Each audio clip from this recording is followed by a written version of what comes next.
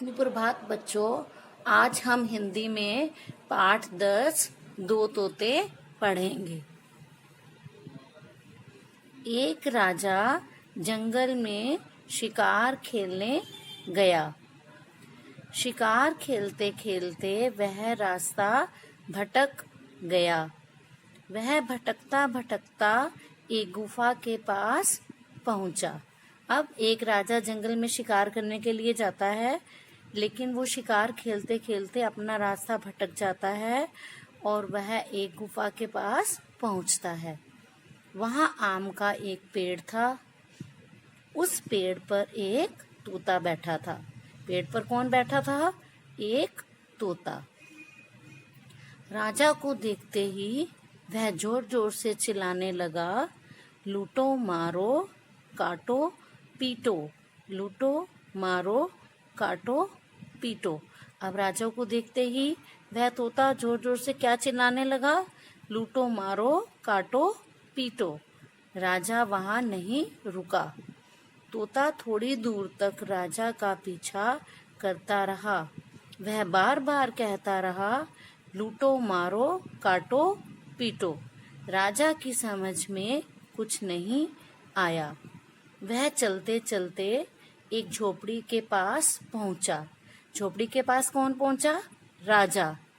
झोपड़ी के चारों तरफ पेड़ थे। एक पेड़ पर तोता बैठा था। राजा को देखते ही वह मीठी आवाज में कहने लगा, आओ बैठो, पानी पियो, खाना खाओ।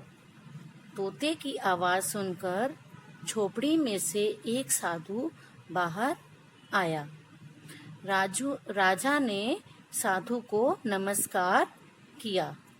उसने राजा से चारपाई पर बैठने को कहा। किसने कहा राजा को चारपाई बैठने के लिए? साधु ने। राजा चारपाई पर बैठ गया। उसे सोच में पड़ा देख साधु ने पूछा, आप क्या सोच रहे हैं? राजा बोला, मैंने आज दो तोते देखे। दोनों अलग अलग बोली बोलते हैं। थोड़ी दूर पर एक तोता मिला। मुझे देखते ही कहने लगा, लूटो मारो काटो पीटो। एक तोता यहाँ मिला। मुझे देखते ही बोला, आओ बैठो, पानी पियो, खाना खाओ।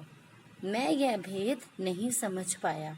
अब एक तोता तो वो है जो ये बोल रहा है, लूटो मारो काटो पीटो, और एक तोता दूसरा है जो ये कह रहा है, आओ बैठो, पानी पियो, खाना खाओ। तो राजा को ये समझ नहीं आ रहा कि ये दोनों अलग अलग क्यों हैं।